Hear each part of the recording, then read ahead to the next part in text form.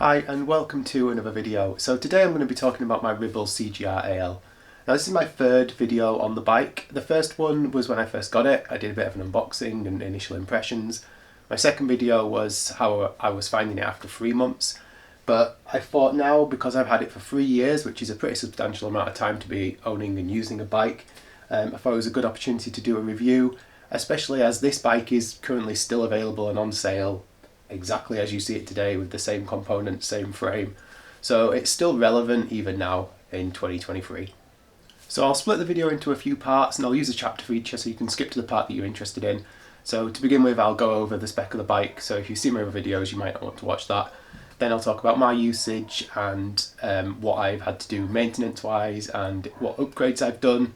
I've not done many and it's probably pretty obvious what the main one is.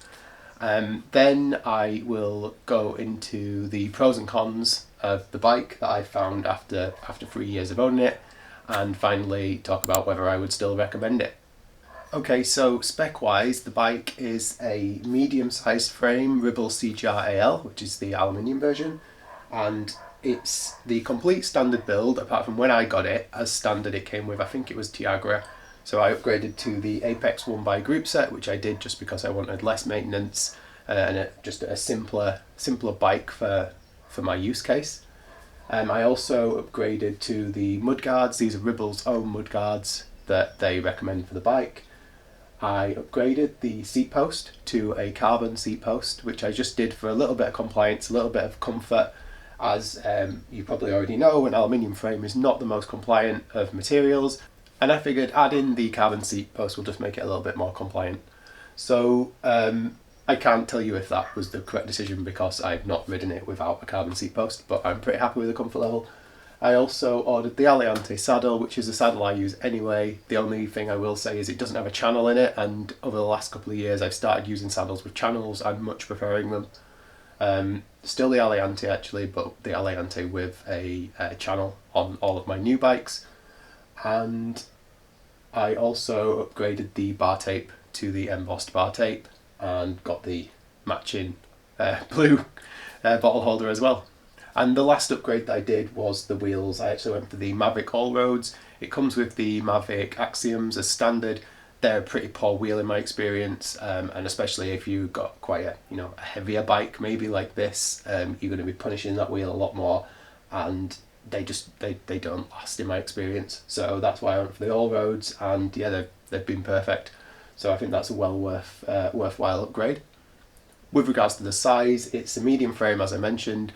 I'm about 5'11", and for me it's a good size. I do tend to prefer a slightly smaller frame, so it's obviously quite a personal thing, but I can jump on this bike and do a ride of, I've not done massive rides, but say 110 kilometers, and it's completely fine and comfortable, and I can jump off it and then jump on my Canyon, for example, which is a road frame, and I'm still comfortable, and yeah, I can change between them. So yeah, I think it's a good size for me. Okay, so moving on to kind of my usage of the bike. When I got the bike, it was winter 2019, December 2019, going into January, over the Christmas break. Back then I was commuting, which for me is 15 miles each way, into York city centre. I was trying to do that at least 3 times a week. I had a job in York where I didn't have to bring anything home, so I was just commuting in with a small backpack, a cycling backpack, which had some clothes in and a bit of food, and that was it. So it was it was good, and I used the bike for the first 3 months of 2020, commuting at least 3 times a week. There were a few weeks where I didn't commute because I think 1 week I was working away in Germany, so obviously I didn't take the bike with me.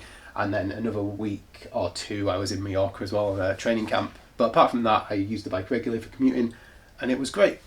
And alongside that, I bought it to use as a winter bike to try and save the Canyon. The Canyon's running pretty expensive components and they wear out pretty quickly when it's winter. So I bought this, just cheaper components, less maintenance because there's less components, a better bike really for winter. And I used it for winter as well. Also it's got disc brakes, which is really nice for winter. However, as we all know, in March 2020 things changed. I transitioned from working in an office to working from home, and that's something that has just become permanent for me. I have changed jobs. I still work for a company in York, but It's mainly working from home, and that means that I'm not really using it for commuting. I've commuted a handful of times on it since the start of the pandemic, and yeah, so it's now just a winter bike essentially. I have used it every winter. I've used it less so this winter for a couple of reasons. One, it's been pretty mild, to be quite honest with you. Two, most of my winter riding this year so far has just been the Rapha 500, which I did on the Canyon because I just wanted a faster bike to do it on.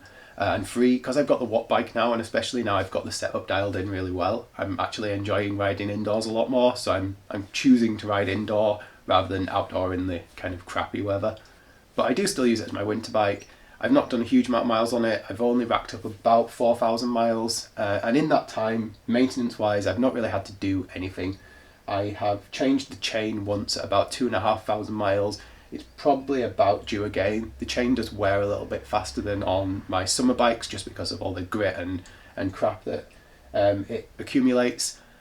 So yeah, that's the only maintenance item I've done. And upgrades wise, the only thing I've done since buying it is fit this pannier rack. And that's because I mentioned I got a new job, and with that I have to carry in a few more things, so I no longer just have a computer at work. I also have a laptop I have to transfer in, which is pretty large and heavy. And I also have to take stuff like toiletries and towel and stuff for getting a shower, which I never would have had to take before. So yeah, that's why I've got the pannier rack on there. Just some small panniers. And yeah, it doesn't look cool, but it's practical. And that's what this bike's all about. It's not about looking cool, it's about just being a practical, useful tool, really. So just going back to using the bike for commuting and winter, it's not the fastest of bikes, which is what you're going to, it's what you expect. It's an aluminium frame, it's not a carbon frame. The wheels are quite heavy, the components are quite heavy. Everything on this bike is pretty entry level, to be quite honest with you. So it's not going to be a flying machine, but I've done a club ride on it and kept up just fine. I have commuted on it, and I can average on my commute to York about 17 mile an hour, say. Pretty flat commute, slight hill on the way back home. But I think that's fine. I think that's a good speed for a commute. You're loaded up with a lot of gear, and you're usually pretty underfueled as well, because it's either early in the morning, you haven't had breakfast yet, or it's late in the afternoon. It's a long time since you last ate. So I think it's definitely quick enough, but it's not a quick bike. It's important to stress that. So yeah, I've done a little bit of gravel riding too. I've done some off-roady sections around my house, did a nice gravel ride up sort of in the Howardian Hills, connected up a few different lanes and stuff. And yeah, it was great for that. I did a little bit of single track as well, and it was a bit sketchy, but it managed to handle it okay. It was only really mild. I did the cinder track, which I did a video on. It was great for that. And I was also planning to do a race as well, kind of a race, a bit of a gravel time trial at the end of last year. It was around September time. Unfortunately, because of the Queen's funeral, it got cancelled. So yeah, I never did that in the end. That's the reason these tyres are on here. One upgrade I forgot to mention is I also have a pair of gator skins, 32mm gator skins. They're just up here actually. And I got those just to make it a little bit quicker on the commute. And when doing winter riding, just helps keep up with other people if you're on a club run. Just makes it a little bit easier than riding on the knobbly tyres when you're going to work and stuff. So yeah, I've got them. They're not fitted at the moment just because since I prepared the bike for the gravel ride in September, then it didn't happen. I've just been too lazy to swap them over again. The only other thing to mention really is the mudguards. In my last video, my main complaint really was the quality of these, and I kind of still stand by that. I think the SKS ones would be a lot better. However, they've not bothered me enough since then to upgrade them. So I'm still rocking them. They're pretty worn at this point. You can see paint's chipped off them and stuff. But yeah, I took them off and I retightened them all up, and it was a lot better then. So that really did help. So I thought a nice way to talk about how I'm getting on with the bike after 3 years is just to give 3 pros and 3 cons that I've come up with after long-term use of the bike. So let's start with the cons, because then we can finish on a more positive note. The first one, I know I already mentioned it once in this video, but it is the mudguards. I think they're really, really poor quality. I can't stress enough, if you buy this bike, do not buy the Ribble mudguards. They're terrible. Get the SKS ones. They fit better, they look better. They're not going to move around as much. It might be better if you have smaller tyres, maybe. But yeah, it seems a bit harsh to pick an upgrade as a con, but I really do dislike them. So second con, And again, this is quite harsh, but I'm going to go with weight. It's a pretty heavy bike. The rear wheel setup is particularly heavy with that cassette on there. It would be a lot nicer to have a more lightweight group set and a more lightweight wheel set. Maybe there are upgrades that I'll do in the future, but it does let the bike down a bit. I think the bike would be a lot quicker and a lot nicer to ride with lighter components on. And third of all, going to components again really, is I do find the 1x Apex group set a little bit clunky. It's not the smoothest of group sets. Again, it's an entry-level group set, but even so, I think if you look at Shimano's entry-level 1x group set, it's probably a little bit smoother and a little bit nicer to use. I know I've got a colleague who's got this same bike with the GRX, and he is quite happy with it, and I think it is probably a bit better than the SRAM. But saying that, it is what it is. It's a budget group set, and for the price, it's still good, but it's definitely a con in my book. So yeah, they're my 3 cons. It was actually really hard to think of cons for this bike because it is actually really good when you consider the price of it. So it was a lot easier to come up with 3 pros. So my first pro is actually going to be regarding the quality and reliability of the bike. So Ribble get quite a lot of stick online about the reliability and quality of some of their bikes, especially the quality when the bikes are delivered. However, I think like any shop and any online business, you always hear more of the bad stories than the good stories. People who have problems always shout louder than people who don't. And I have had no problems whatsoever with quality and reliability. It's not, I've never had any issues with the bike. The bike came pretty much perfectly set up, apart from maybe the mud guards, but to be fair to the company, they could have easily come loose in transport. So yeah, and I've been really happy with it. The stuff, just little things like the bar tape when it was delivered was really well applied and is still in really good condition now. Whereas on my road bike, I've had 2 sets of bar tape in that amount of time. And the first set, which was done by a bike shop and was expensive bar tape, it was Supercars, and that just wore out really quickly. So yeah, credit where credit's due. I think the quality of the bike, right from when it was delivered, and the reliability right up till now has been really excellent. So my second pro is going to be handling of the bike. It's actually a really agile bike. It's really easy to throw it around both on-road and off-road. Like I say, I've done some single track on here, and the only negative really was the tyres because they're just not meant for that. And when you're on the road, it gives you a lot of confidence descending. I think the disc brakes really help with that, and it feels really stable as well while you're basically doing anything on the bike. Maybe the wide tyres do help with that feeling of stability. But yeah, it's just a really nice bike to ride. It's a little bit heavy and it's not super fast, but it is still fun to ride, and it still gives you confidence when you're riding it. And my last pro is going to be that it's been really low maintenance.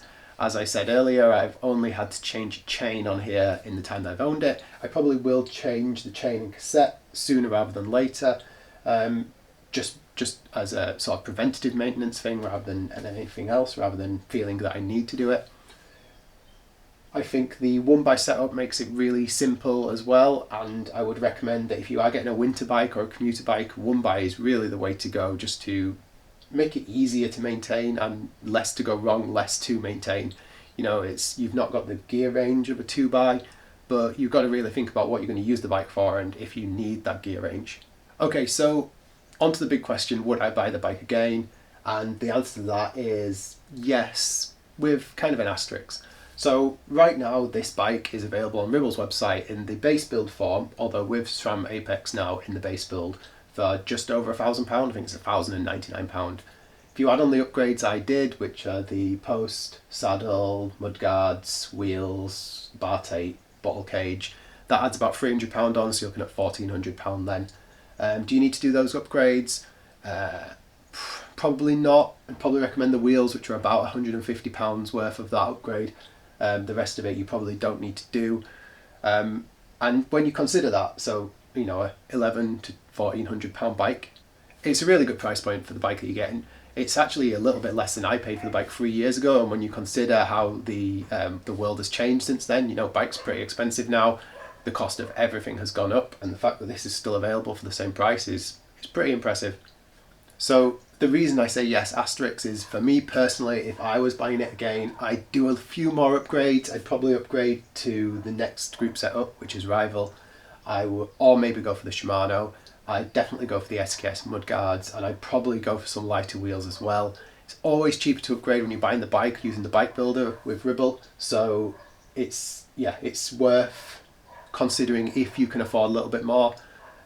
So yeah, I think for me it's still a really good bike. Even in this form, it's worth buying at, you know, 11, 12, £1,300 if you can afford to spend just a little bit more money and upgrade some of the components. Then I think you're going to get a really excellent bike still for a really good price.